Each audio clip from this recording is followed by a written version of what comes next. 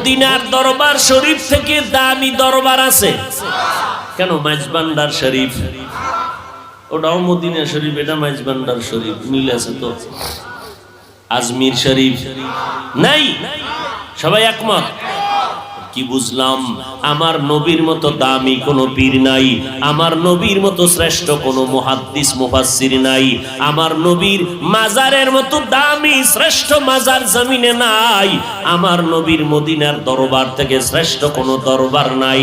ও আল্লাহর বান্দারা, অতএব যদি বলো আমার নবীর কদমে জমিনের মধ্যে কেউ কোনোদিন সেজদা করে নাই, আমার নবীর ইন্তেকালের পরে আজ পর্যন্ত ১৫০০ বছর গত হয়ে গেল, আমার নবীর মাজারে গিয়েও কেউ সেজদা করে নাই।